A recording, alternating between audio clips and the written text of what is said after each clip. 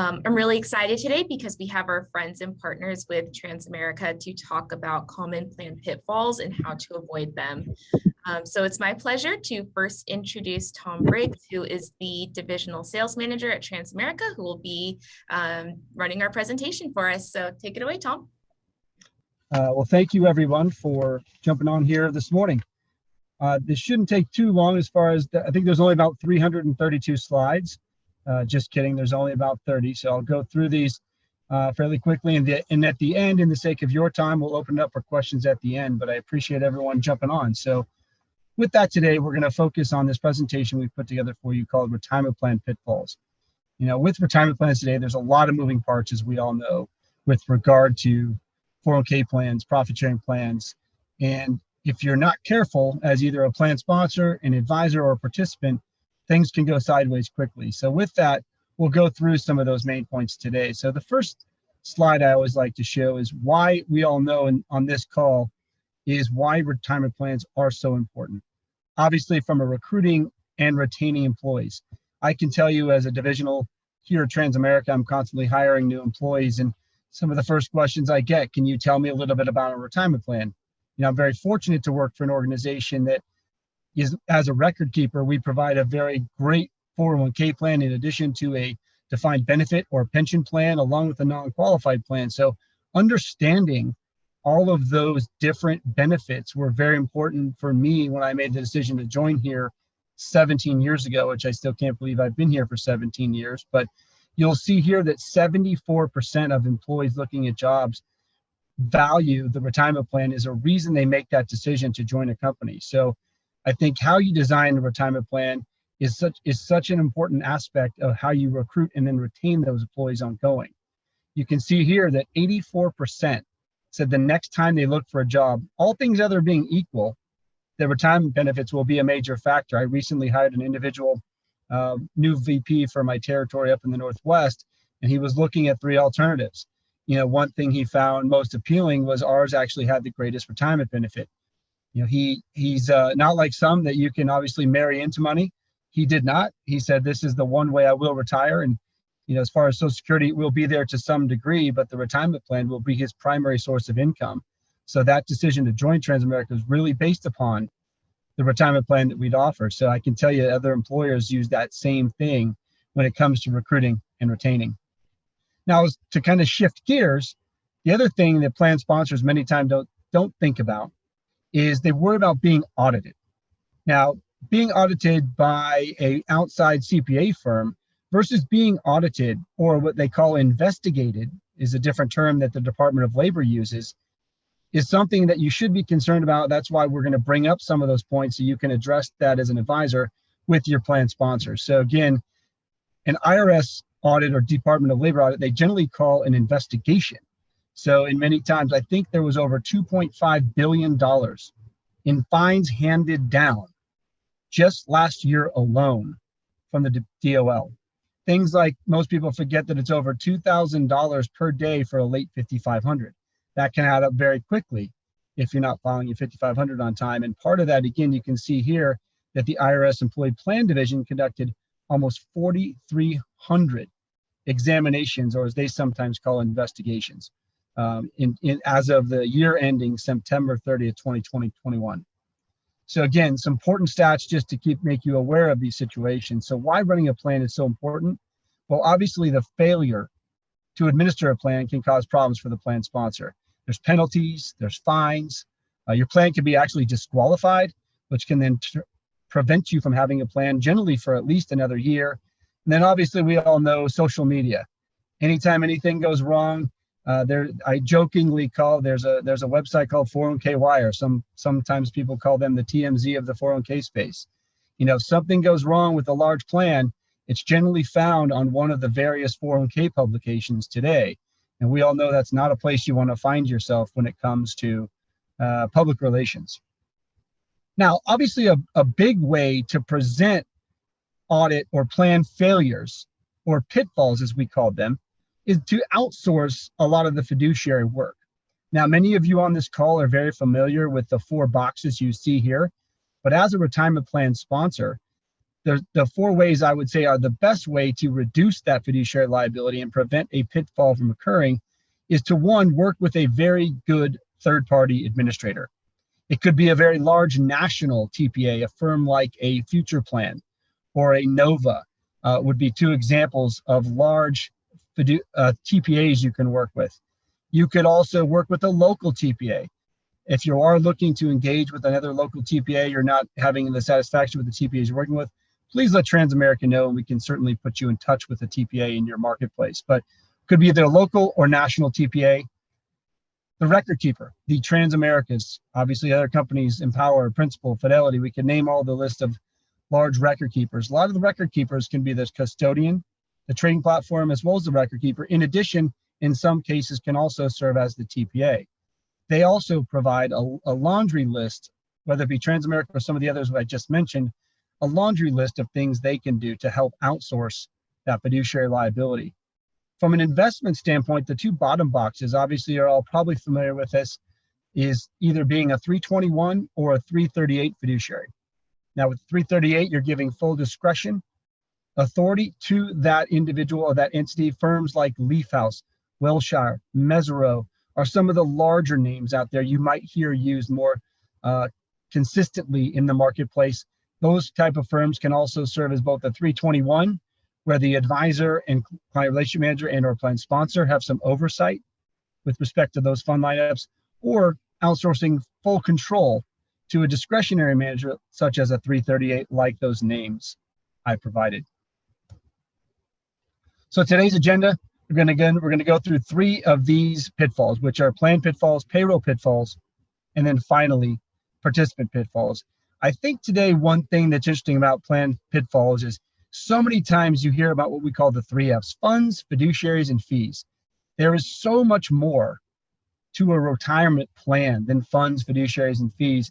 And one of the most important things is the governance. And the governance of that plan falls into all of these areas that we'll touch on today. So I think if you say there's the 3Fs, there's one G, which is governance. And if the plan is governed well, you can avoid a lot of these issues today. So I encourage you as an advisor or plan sponsor to look at how your plan is being governed and do you have the proper controls in place. So with that, a couple of the bullet points here on some of the plan pitfalls. Outdated plans. Has your plan not been looked at 3, 4, 5, 6, 7 years? There's been a significant number of changes that have occurred in the marketplace. Failure to benchmark your fees. You know, we talked about the use of the term benchmark. Many of you are probably familiar with benchmarking a plan, but they advise that a plan is benchmarked at least at a minimum. The Department of Labor recommends every 3 years. Overlooking self-audits. And what that means is you as a plan sponsor or an advisor can go through and actually do what they call a self-audit of your plan. You can hire outside firms to do that, or just go through and make sure that a lot of these things we'll talk about today are being done correctly. Not documenting changes. Anytime you make a change to your plan, do you have somewhere where you are holding that information so that that can be looked upon based on if changes were ever made and why those changes were documented is also important.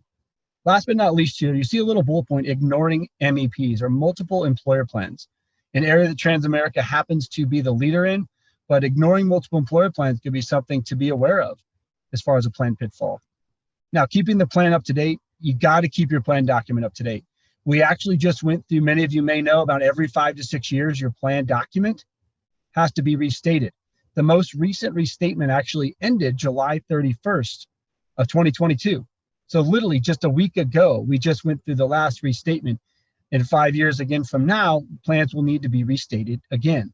So you want to make sure that any provision put into your plan doesn't violate any sort of requirement. And then if your plan is changed, that you amend it in a very timely manner. Because if you don't, your plan can be disqualified from the Department of Labor. Obviously, you want the best thing to do to remedy that, keep the plan up to date. Conduct an annual plan review of the document with your administrator or with your record keeper. If there's a client executive or account manager, to go through that with them, whoever has control of that document. And make sure you designate someone within your investment committee to monitor those changes. IRS.gov has a lot of great information and calendars, that you can use to help monitor those changes. Now, we talked about benchmarking, making sure that your plan is reasonable in compared to plans of similar size, but not just similar size, but industry can also differentiate, like the restaurant industry versus the medical industry versus technology. A benchmark or average cost of certain things could be very different based upon those three factors. So that as you can see here, the DOL recommends you do that at least at a minimum of every 3 years. Sometimes plans growing very quickly, you may want to do that more often. A lot of times plans have great cash flow. The employer, implements automatic enrollment or automatic escalation, something we'll talk about here in a minute, but that can create much faster plan growth, which could require a benchmark of that plan much sooner. Hiring a quality auditor. Now, as a plan sponsor or as an advisor, one thing you always want to do is make sure that you have an auditor that knows what they're doing. That whoever you hire, that he or she isn't just doing plan audits as a hobby or an offshoot of, let's say, their CPA firm. The Department of Labor actually has a specific designation, the EPPAQ. It's a long 5-letter acronym for a specific designation your CPA firm can qualify for, which I encourage any advisor or plan sponsor, if you can actually find that list of firms that have that designation on the Department of Labor website. If anyone is interested, we can at Transamerica can provide you that list. But again, important to ask your auditor how many audits they do, and are they specific to the retirement space? Do they do full service audits as well as limited scope audits? Would be another question asked. So ask those questions of your auditor. Do you have designations? How many audits do you have? Do you do full scope and limited scope? Some questions you don't see on here, but definitely something to make sure you do when you go through that plan audit with an outside auditor when your plan reaches 100 lives. Documenting changes. Certainly you want to have an investment committee or a retirement plan committee within your organization. A good advisor like those of you on this phone can help put that together, but making sure that there's meeting notes, a committee charter, vendor changes, an investment selection process in place, working with a good qualified advisor. Now, one of the plan pitfalls I mentioned earlier was MEPs, or multiple employer plans. Now, these are plans that cover a common interest, but are generally not commonly owned. A lot of times you'll see this with associations, car dealers, medical practices. It's very common. And with that, you can pool assets into basically one large multiple employer plan, which creates economies of scale and other benefits. The plan sponsor is generally the lead plan. Other plans can join multiple employer plans. I'm not going to get too specific today. If any of you would like more information on multiple employer plans, Transamerica has a library of information on that. Can again be both defined contribution or in some cases defined benefit. Rarely do you see a lot of multiple employer plans in DB space. Don't confuse that with the term multi-employer plans, which are generally Taft-Hartley or union defined benefit plans. Would be a multi-employer, not a multiple employer. Two very different types of plans. You can see here in this chart, we're comparing both single employer plan to multiple employer plans. A single employer plan, there's more fiduciary liability, more duties of the trustee, more administrative costs. Plan audits are still required of each single employer. Plan design is still involved, education and enrollment, which is actually both sides. A multiple employer plan pools those assets of multiple companies into one, can help reduce some of the administrative burden, provide more fiduciary relief. There's only one 5,500 and one audit of all of the members within a MEP or a multiple employer plan. Many times why these organizations join them. Transamerica happens to have a lot of experience within the world of contractors. Association of General Contractors has chapters in every state. If you as an advisor would like to learn more or learn about opportunities or want to prospect this marketplace, I encourage you to take a look if you can actually go after associations, chambers, or other ideas. We can pull lists of existing multiple employer plans. One website that's been very popular for advisors is directoryofassociations.com. So take a look at that website if you want to pursue this type of business in the multiple employer plan space. Again, you'll see here with multiple employer plans, it's all about leverage. Economies of scale, the pricing you get with these types of plans is tremendous because you're pooling assets. You can use other types of plan design flexibility per what they call adopter. It's portable. You can leave the MEP if you chose to and go off to a single employer plan, or single employer plans can join the MEP. It can help for retention. Let's say it's an association or chamber. It can be a great benefit to help, as we talked about at the beginning, recruiting and retaining not only employees, but a way to recruit and retain employers. Next, we're going to talk about plan or payroll pitfalls. This is one of the #1 issues that plans are red flagged by the Department of Labor, is payroll. Most important is failure to make actual timely contributions and not actually adhering to the definition of compensation. So you can see here in this next slide, participant contributions must be deposited in a timely manner.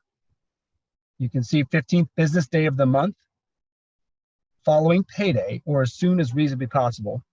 Safe harbor plans, there's actually a safe harbor, of 7 days allowed for plans under 100 participants. Larger plans, there's not an actual day, but the Department of Labor does say it should be within a couple days. But this is one of the #1 issues that plans are audited or investigated by the Department of Labor.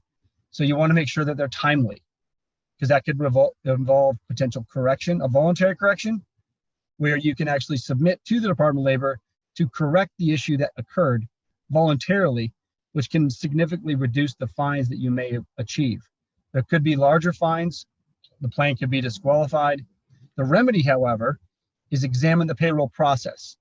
Ensure the person or people responsible understand their deadline. And then last but not least, this bullet, I'd love to highlight complete integration with the payroll vendor and record keeper. You've all probably heard, and it's not in this presentation, there's two numbers, 360 payroll integration and 180-degree payroll integration. It's always vital that you as an advisor or plan sponsor are asking your payroll vendor and your record keeper, do you have either 360 or 180-degree integration with that payroll vendor? Really, as you see here, the hands on the keyboard, we want to allow that plan sponsor to take their hands off the keyboard so that they do not have to worry about that payroll going in to and out of the record keeper's system. So make sure and ask that question. Some of like the other questions I've asked before is, do you have integration with the payroll vendor? Is it 360-degree or 180? 360 meaning it comes full circle from employer to the record keeper and back, or just one way from record keeper to payroll or from payroll to record keeper. So a very important question to ask. Here's another one that catches a lot of plan sponsors off guard, or something that they don't think about, is the definition of compensation. If you don't withhold deferrals for, say, from bonuses, for example, you exclude bonuses, but yet your document says to include those. So you want to make sure that how you define compensation in your document is done correctly. The potential outcome could be a missed deferral and causing significant problems with the Department of Labor or potential auditor. The remedy, again, understand that definition of compensation, work with your record keeper to make sure that your document mirrors what's happening in your plan. We've seen hundreds and hundreds of plans at Transamerica come across where they're not actually following the lines of their document.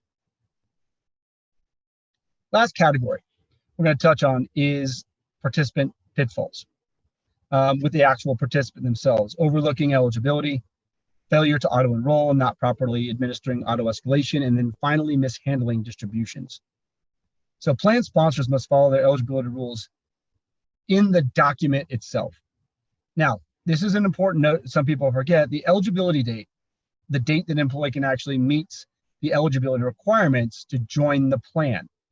It can be the latter of the attainment of age 21. You can't go beyond the age of 21. And you can't go beyond 1,000 hours of service in a 12-month period. Very important distinction there. Now, they must follow these rules in their document. So the eligibility date may be very different from what's called the entry date. And a lot of people forget entry date, eligibility date. Yes, you could become eligible on August 31st of 2022, but entry may only be a semi-annual or quarterly, for example. So it's important to understand the distinction between eligibility and entry. Why companies do that? Well, obviously, if you're in an industry with very significant turnover, you may want to have more restrictive eligibility and entry dates. That's not shared here, but something to be aware of. And some companies with very high turnover will have very restrictive eligibility, very restrictive entry dates. You can see here, entry unlike eligibility, can be the first day of the plan year, beginning after the date which that employee satisfies those eligibility requirements, or 6 months after the date on which he or she satisfies that eligibility requirement. So it's very important to consider that. Generally, previous service is allowed towards eligibility. Some plans do not allow previous service. If he or she leaves the company, then comes back to the organization, will they count that towards eligibility within your plan? So a very important distinction and something to know within your document, and something you want to bring up as an advisor with your plan sponsor and or the record keeper or TPA. Rehired employees, again, may be eligible. Some may not, just depends on the document. Auto features, this is a big one. We're already hearing discussion from the Department of Labor that automatic enrollment, automatic escalation is probably coming down the pipe, with all plans going live going forward. So again, will it happen? We don't know. We never know what Congress is going to do, but we do know that auto enrollment, auto escalation are something that works today. 62% of plans have an auto enrollment feature. 25% have an auto escalate, again, where you're automatically enrolled, but then automatically increased. Now, keep in mind, it was interesting to think, some people say, well, is that too big brother to automatically enroll and automatically escalate? Well, I find it interesting. There was a guy, some of you may or may not recall, a gentleman by the name of Richard Thaler, just a few years ago, actually won the Nobel Prize based upon his research of automatic enrollment and automatic escalation, and that it actually works. Transamerica, for example, we use a 6% auto enrollment, and then you're automatically ratcheted up to 10% over the next couple of years till you hit 10. You can go higher than that, but a lot of companies are putting in both of those features. So if you have automatic enrollment, you want to make sure it's being done correctly on the right dates, both eligibility and entry point. And if they have auto escalation as well as auto enrollment, the other question to ask is, what is the default option? Is that default option allowed? Is it the right default option for the employees, whether that be a target date fund or managed advice or even a balanced fund? In some cases we still use. But do employees have the ability to opt out? As a pitfall, you want to make sure that the employees do, if they choose to opt out, have a process in place for that. What if a plan is found in violation? Well, there could be big fines, again, disqualification of the plan. And if failure is long enough, the employer may actually have to come back and credit all these employees for those missed dollars. We've seen quite a few plans we've won because the prior record keeper chose not to make sure that that was being done correctly. Now, the remedy, obviously following the document's critical, keeping very good details, working with a payroll vendor where you have that integration. As I mentioned earlier, conducting an audit, either internally or externally with your CPA firm. Other thing to be aware of with plan pitfalls with participants, RMDs. Now, there has been some changes with required minimum distributions, or RMDs, when those must start. You can see here's a couple things to be aware of, such as any participant owning 5% or more is not allowed to defer RMDs, whereas others may be, rank and file. And participants may be subject to a 50% penalty if those are not taken. So you need to make sure that you have a process in place for RMDs. Loans, obviously a very interesting topic today. As much as you may or not agree with the use of loans in retirement plans, we see a lot of issues occur here, or pitfalls occur with loans where they're not either monitored correctly, their employees may take out too much, they may not be paying it back on a timely basis. A lot of times the areas where we see the most issues is companies that allow more than one loan at a time. I'm not here to question plan sponsors, but as an advisor, you definitely want to ask, what if you allow loans, what is the number of loans you allow? Is it 1? Is it 2? Is it 3? I've seen some as many as 6, and those plans are generally full of plan pitfalls. So the more loans you allow, the more pitfalls you're potentially opening up to you as an organization, which you as a fiduciary, as the plan sponsor, want to make sure that these loan distributions are followed very correctly. You can see some of the bullet points here, which are worth mentioning. Again, potential problems, allows a loan in excess of the limit. allows for repayment longer than allowed. Payments missed, then you have to report that as a taxable distribution. Obviously, here are some remedies. Ensure the loan plans follow IRS guidelines, and then communicate that with your employees. Some other things to be aware of, I think, from a pitfall from a participant level, and it wasn't mentioned in this presentation, but I wanted to bring it up, is with regard to our self-directed brokerage accounts. Now, I don't know how many of you have seen the movie or the show A Christmas Story. It's a favorite movie of mine, filmed in the town I was actually born in, Shaker Heights, Ohio, where Ralphie, the young kid, was always wanted a red, I can't think of the name, a red something BB gun. And his mom kept warning Ralphie, hey, you're going to shoot your eye out. Well, self-directed brokerage is something that can really put a participant in a bad place if he or she is not doing that correctly, investing in investments that may not be appropriate, or there's not a good connection between the record keeper and the participant.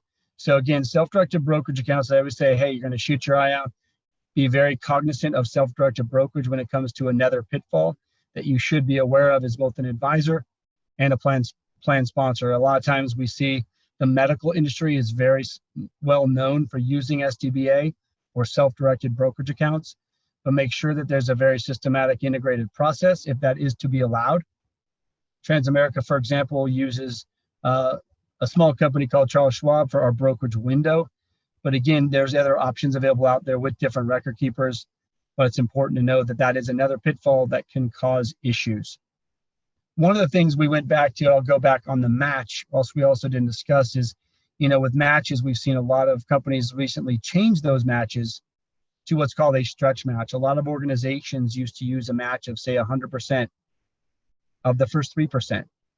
A lot of companies decided, well, hey, let's create better participant behavior. And to avoid pitfalls, they changed that match to 50% of the first 6.